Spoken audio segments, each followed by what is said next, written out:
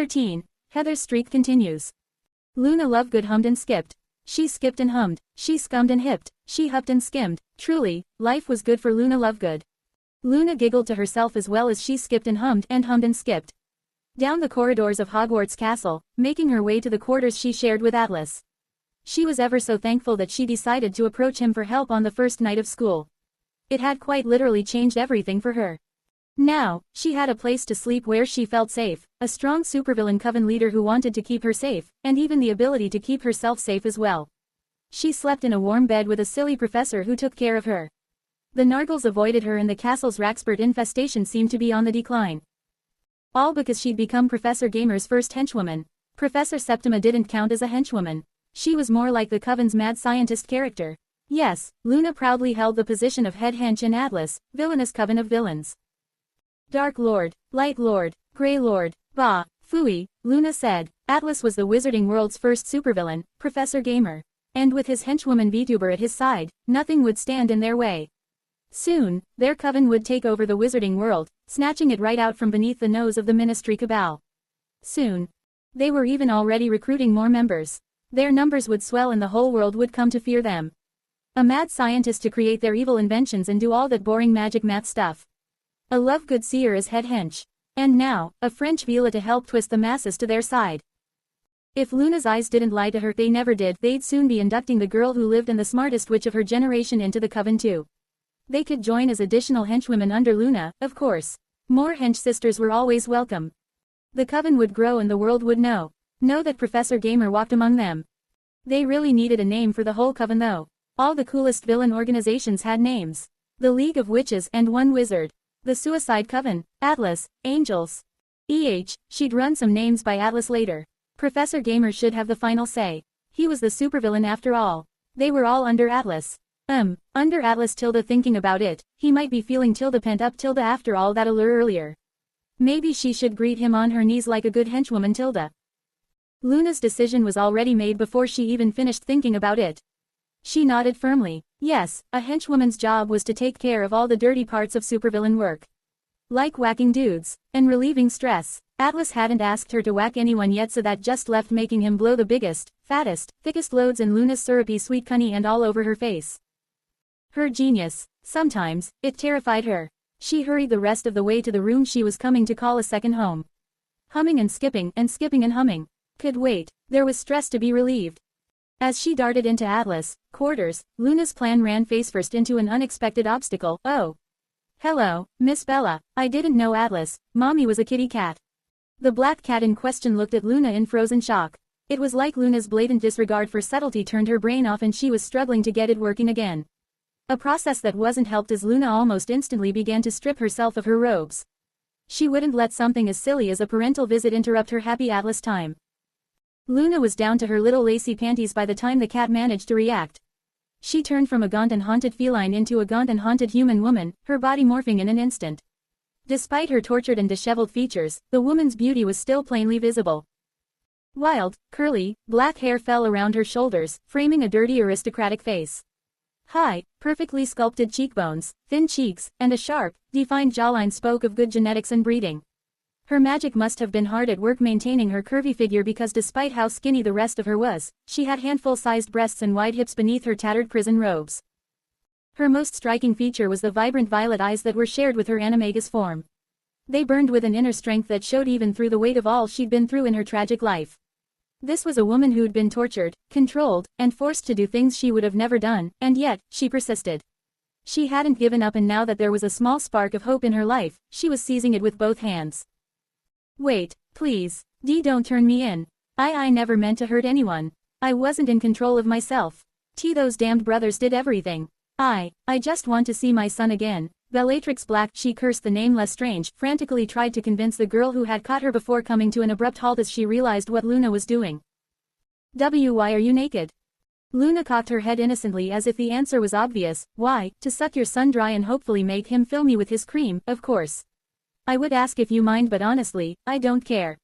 Atlas will be stressed after the evening he's had, and it's my job to make sure he has an outlet to that stress. So you won't turn me in? Oh, or tell Atlas about me hiding here? Bellatrix asked hesitantly, internally goggling at the cojones on this little witch. Luna's eyes narrowed in consideration. Luna wouldn't worry Atlas with this. Not yet, not until she could guarantee the right outcome. He'd been good to her. He deserved a happy reunion with his mother, even if she was seen by most as a murderous lunatic. Yes, Luna would deal with this herself. It was a henchwoman's job to take care of intruders in their secret, evil lair anyway. No, I don't think I will. At least, not yet. You are intruding though. You've been a very naughty mommy. And you'll need proper bathing before you reintroduce yourself to Atlas. But that just means I get on Atlas, mommy's good side. Luna finished cheerfully, uncaring of her mostly nude state. Bellatrix paused, biting her lip almost to the point of drawing blood. This she could work with. Her son wasn't as hopeless as she'd so irrationally feared. Of course, he wasn't. He had her genes, pure black genes.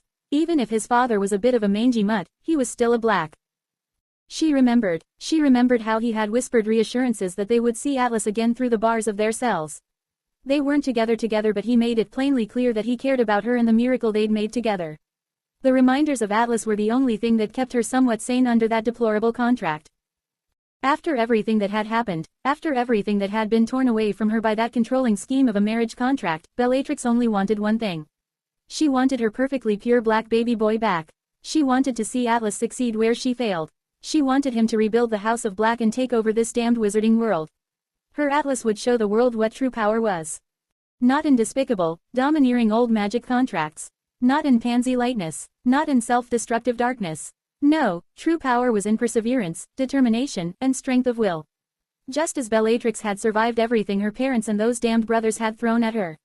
Her baby boy would do the same. No, he would do better. Because now he had her. And she had him. Her pure baby boy Tilda. Hey Tilda. Wow, killer evil giggle, Mama Atlas. Luna exclaimed, knocking Bella out of her spiraling train of thought and making her remember the real world existed. Can you train me to be a better head henchwoman for your son? I wasn't giggling, Bella snapped. And yes, anything for my baby boy. What's a henchwoman? Henchwoman, Miss Bella, not hedgewoman, Luna giggled. I'm Atlas, most trusted servant. I deal with things that are beneath the notice of an amazing supervillain like him. Like whacking people, or relieving his stress. Luna's explanation brought unfortunate memories of Bella's time under the contract's control back to the fore. She shivered. Yes, I may have some experience in that first field. Thank Maven Morgana the Dark Lord was gay. All the lives she'd been forced to take flashed before Bella's eyes. Every ounce of pain she'd caused reflected back onto her. She found herself frozen inside her own mind again, unable to do anything but watch as her body danced to the strings of cruel masters. But before she could spiral into trauma and hopelessness, Bella felt a slim body press itself against her, pulling her focus back to the real world. Luna cooed, hugging her mother-in-law in all but name. It's okay, Miss Bella. That wasn't you. You weren't in control. You're safe now. They're dead, the contract is broken, and you'll never be subjected to a violation like that again. Bella's hyperventilating slowly slowed to deep breaths thanks to the little waif of a witch holding her. For the first time in much more than a decade, Bella felt tears well up in her eyes. They fell silently, her catharsis going unacknowledged and yet everything she needed at the same time. Eventually, Bella changed the subject with barely a quiver in her voice. So, my son's a Dark Lord. Luna's reply was light and airy, driving away the rest of Bella's lingering demons for a moment as she learned more about the last important thing in her life. Don't be silly, Miss Bella. Atlas isn't a Dark Lord. He's a supervillain. Dark Lords are so cliché. All that fear and terror can't be very productive. Atlas is riding a new wave and taking all of us along with him. I'm not sure I understand. That's okay. Atlas doesn't understand either. That's why it's our job as henchwomen to make him into the supervillain he deserves to be. Luna smiled gaily. It's all about presentation. I see. Bella did not see. Oh, pooh, I'm making a mess of this. Here, I'll explain as we get you cleaned up, Luna said, pulling Bella along behind her to the suite's attached bathroom but not before stopping to grab a stack of strangely muggle-looking magazines. Quite frankly, Dark Lords have terrible PR. Bella was quickly pulled into Luna's flow, listening with confused interest as Luna rambled about supers, and rogues galleries, and presentation. She was introduced to the colorful nonfiction world of Muggle comics in the bath, flipping through the vibrant pages as Luna happily scrubbed her clean. It was nice. No, it was everything Bella hadn't even known she was missing. A dutiful daughter-in-law aiding her and disregarding the fearsome reputation she developed under contract. Luna didn't seem to care about that one whit. She simply rambled on and on about powers and plots and damsels in distress and most importantly, Atlas. Bella listened, absorbing and internalizing every ounce of information. She would never be the version of herself from before the contract. That Bella was long dead, killed by everything she'd been forced to do in the service of those damned brothers and their daft Dark Lord. But another version of Bella was still here, still alive through years and years of uncontrollable suffering, both her own and what she'd been forced to inflict. That almost hollow shell of Bella soaked up Luna's cheerful care like a sponge, latching onto every tidbit she could pick up about the only thing that mattered. Her baby boy had to grow up all by himself and Bella knew basically nothing about him. In that sense, Luna was a gold mine. And Bella was beginning to think she was the perfect fit for her son's head henchwoman. Perhaps even better than his broken mother could ever be. Luna thought Atlas was just as amazing as Bella knew he had to be. She was willing to give everything she had to Atlas and his coven. As it should be, Bella's mind correctly asserted.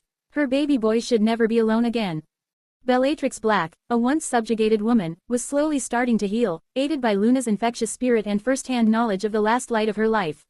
As she learned more about Atlas, his achievements, his temperament, and his relationships, not quite motherly pride sprouted in her chest.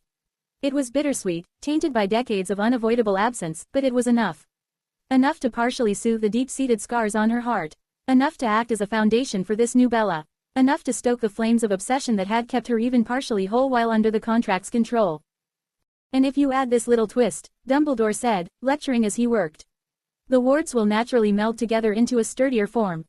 I nodded, making sure to take note of Dumbledore's almost effortless wand movement. I see. Strangely enough, ward crafting like this reminds me of weaving with string. Especially with how all of your wards interlock to form something bigger than they would be individually.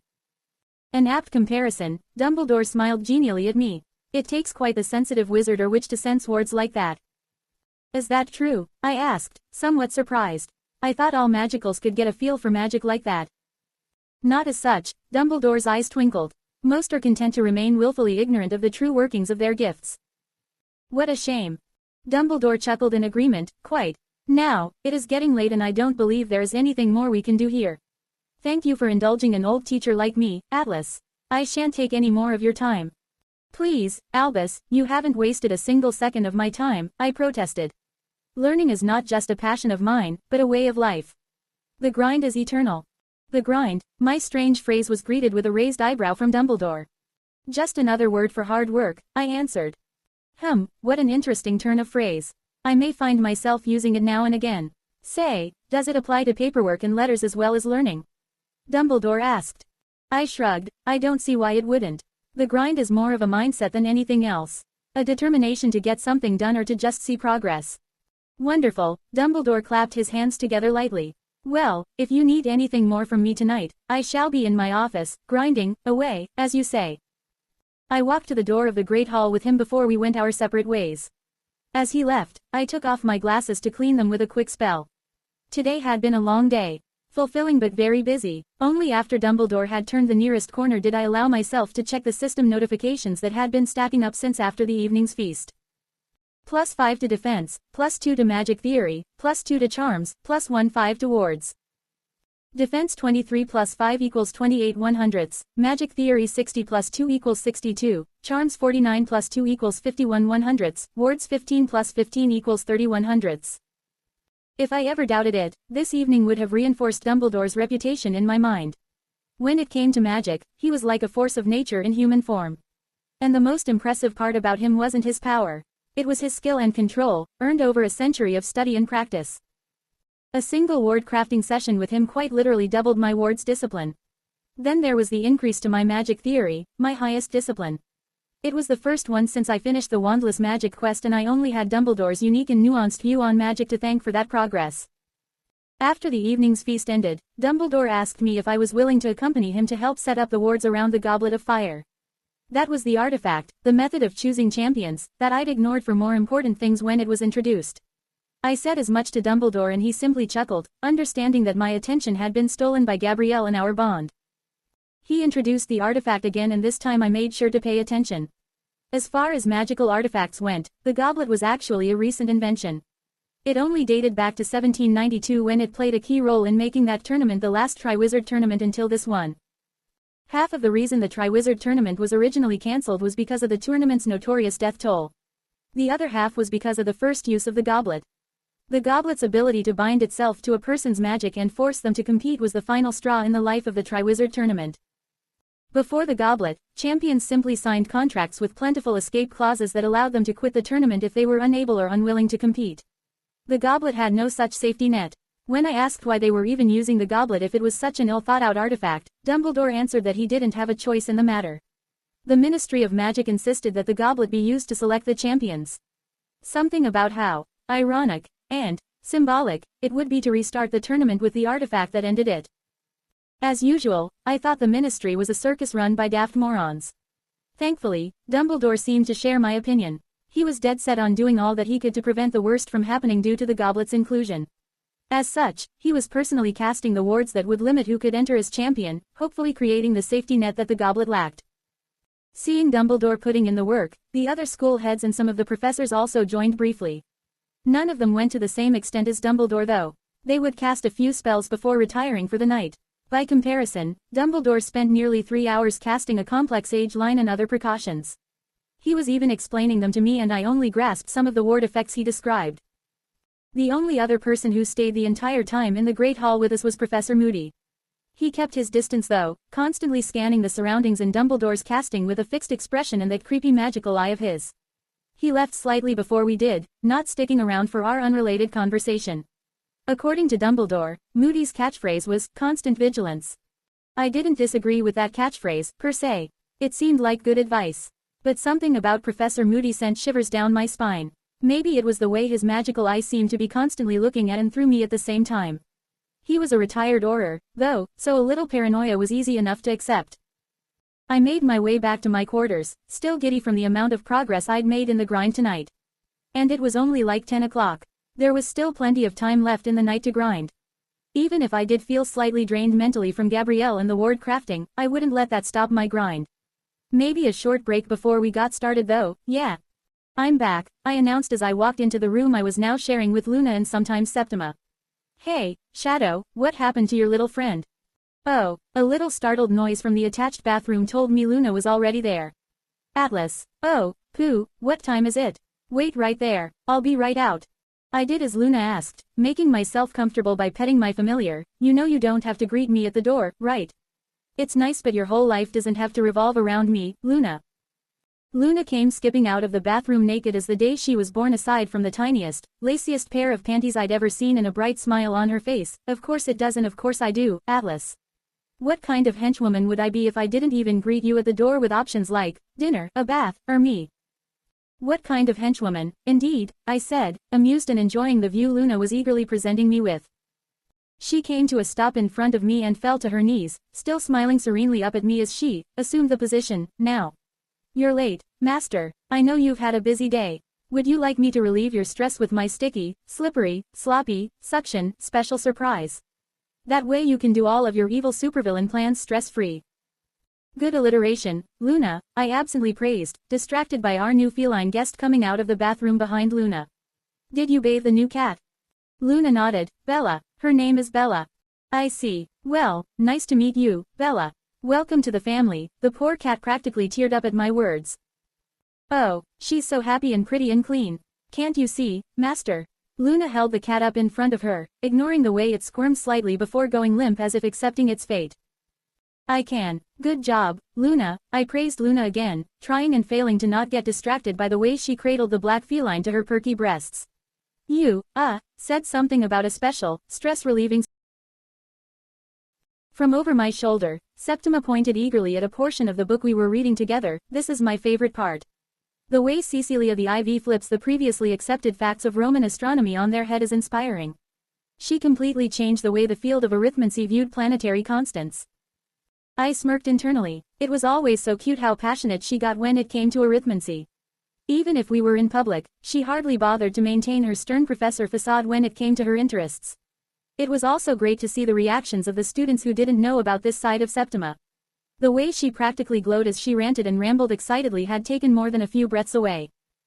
Septima and I had just finished our dinners and were wasting time with a good book on historical arithmancy until the real festivities of the evening started.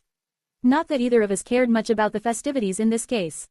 But the champions of the Triwizard Tournament were about to be selected and as Hogwarts professors, we were sort of obligated to at least be here. It was Halloween at Hogwarts and the entire population of the castle had gathered in the Great Hall. The air was alive with electric excitement. For the past 3 years, Halloween meant something interesting or terrible would happen that would inevitably involve the girl who lived. This year, it meant the start of the Triwizard Tournament. Hopefully, it would also be the year to break Heather's streak. Alas, that was not to be. The universe seemed dead set on Heather Potter living in interesting times. The selection began and the goblet of fire flared up, spitting out 3 names, each as the chosen champion for their school. Cedric Diggory for Hogwarts, Victor Crumb for Durmstrang, and Fleur Delacour for Beauxbatons. For a moment, Fleur lit up from the cheers and excitement of being chosen. Then her gaze landed on me politely clapping and her visage was clouded by a scowl. The 3 champions were ushered into a side room and Dumbledore turned back to address the Great Hall. He barely got a word out before the goblet flared again unexpectedly and a 4th name was spat out. Heather Potter, Dumbledore read slowly, his typically calm face paling as he realized what the piece of paper represented. Almost instantly, the Great Hall descended into scandal and outrage. Murmured accusations and insults were directed at Heather who looked both too stunned to move and seemingly resigned to her fate at the same time. The resignation on her face, as if some part of her had been expecting this, rubbed me the wrong way. She was called up again and rose stiffly to comply. The vitriol from the rest of the students only increased as she woodenly went along with events. As if she had any other choice. And she shouldn't have to go through this alone. Thankfully, as Heather was being directed into the side room with the other champions, Dumbledore caught my eye. An understanding passed between us in an instant. This was one of those situations where his hands were tied. Where he couldn't do anything because of the fallout both he and Heather would see. And as he'd said about Luna's bullying situation, this was why he had teachers like me. Teachers who could do something. I rose from my spot at the staff table, my mind racing as I gave Septima a quick peck. She knew me well enough to know I would feel the need to help Heather. I caught up to the unexpected 4th champion before she made it into the side room. There was a distant look in Heather's eyes as if she still hadn't processed what was happening. Atlas. I didn't do it. I didn't enter my name. I believe you, I reassured her. But they don't think you're up for giving them a piece of your mind. Heather's gaze darted out over the rest of the Great Hall, seemingly noticing the jeers and complaints of the rest of the students for the first time. Instead of quailing under the attention, it lit a fire in Heather's eyes. There she was, the Heather I knew wouldn't take that shit lying down. She could be a feisty firecracker when she was pressed like this. She waved her hand and in a powerful display of wandless accidental magic that I'm sure went over most of the students' heads, shot off the sound of a cannon blast that silenced the Great Hall. Right, I didn't enter my name in the bloody cup. I didn't ask anyone else to enter my name. And I don't want any part of this. I don't care about the fame or prize bullshit. I've got enough of that just from being myself. If I don't have to compete, I won't. So whatever you think of me, take it and shove it up her bloody asses. Heather's rant was answered with deafening silence. She didn't wait for the crowd's reaction, grabbing my hand and pulling me along behind her as she stomped into the side room. Come on, Atlas, screw these gits. In the side room, we found the other 3 champions waiting around for something to happen. Fleur saw me and any happiness she might have felt instantly dissolved into hate. She didn't even bother to address me, instead favoring Heather with a question. What is it? Are we needed back in the hall? Fleur asked. Fuck if I know, Heather snorted rudely, dragging me to stand in a corner without acknowledging the other champions and never letting go of her vice-like grip on my hand. Soon enough, we were joined by the rest of the tournament's organizers. The other school heads immediately gravitated toward their champions. Dumbledore looked to be on the verge of full-blown laughter, his eyes twinkling something fierce. I was going to ask if Heather entered her name in the Goblet of Fire, but I believe her wonderful little oration should have made her opinion on the subject clear. Next time, Ms. Potter, Professor McGonagall chastised, though it was obvious her heart wasn't in it from the barely smothered smile threatening her face. Please spare us the profanity. I shall let it slide this time because of the unique events of tonight. As an aside, I feel I don't tell you often enough how much of your mother I see in you. So we are just supposed to accept this girl's word? Madame Maxime demanded. No, of course not, Dumbledore allowed. There will be an extensive investigation as to how this happened. But I happen to believe young Heather when she says she did not enter her name or desire to be in this tournament at all. She is not the type to lie about this sort of thing. Madame Maxime and Headmaster Karkaroff grumbled but ultimately accepted Dumbledore's words. He may not have been able to do anything directly for Heather, but his words still held immense weight. But she'll still be forced to compete? I asked. She has to. The goblet is a magically binding contract. If she doesn't, she'll lose her magic. Crouch, the main ministry representative for the tournament, spat arrogantly in a gravelly voice as if his word was final just because it came out of his mouth. You want the girl who lived to compete in life-threatening tasks meant for Newt-level students, while she's a fourth year? I shot back, my tone flat and making it plainly clear I thought he was an idiot. Crouch blustered but couldn't seem to find the words to refute me. The others in the room seemed to be having second thoughts about this whole situation because of me as well. Especially when I pointed out the difference between Heather and the other champions. And the potential political consequences of killing off the girl who lived because of a damn tournament. Right, then I'm going to take it onto myself to be the only one here willing to try and keep Heather alive. As far as anyone else should be concerned, Heather Potter is my ward for the duration of the tournament, I stated, daring someone to challenge me on this. Yes! Exclamation mark quote. Heather hissed under her breath beside me. Crouch seemed more than willing to oblige my challenge. You can't. Professors can't help their school's champion. It's against tournament rules. Oh, I tilted my head. I guess it's a good thing Heather isn't the Hogwarts champion then. I certainly didn't hear a Hogwarts after her name when she was called. Dumbledore, eyes twinkling, agreed with my statement. He's quite right. There was nothing on the slip of paper other than Heather's name. I believe the goblet was tricked into thinking there were 4 schools and Heather was submitted for that non-existent school by whomever is behind this scheme. I nodded. There, settled. If anyone has any more problems with this, well, I quite literally couldn't care less. My loyalty is to Heather in this situation, not any of you. Heather's hand squeezed mine just a little bit tighter. I glared flatly at everyone who looked like they might protest. Fleur met my glare with one of her own. That girl really didn't like me. I just had to hope she eventually got over it for Gabrielle's sake. I believe this is a fair concession to make on Heather's behalf. If she is forced to compete, she should have all the help she can ask for, Dumbledore said. With that decided, there is some information about the tournament that we must share with the champions. I stopped paying direct attention as a system notification popped up in my vision. New quest unlocked, the Triwizard Tournament. Conditions: keep Heather Potter alive through the Triwizard Tournament. Quest bonuses will be given for exceptional performance by Heather Potter during the 3-3 tasks. Also, deal with Lord Voldemort once and for all. Rewards: 1 perk, 1 title, +5 to everything, Potter family magic unlocked. Oh, I guess that gives me a pretty good hint of how Heather ended up in the tournament. Now I just have to figure out who at Hogwarts was working for Voldemort. And figure out a way to kill a Dark Lord who doesn't want to stay dead. No matter, this was just more motivation for the grind. The bit of goblet lore isn't canon, but I thought it was more interesting this way. I don't think I've seen a goblet that isn't ancient and powerful. This is an O anyway.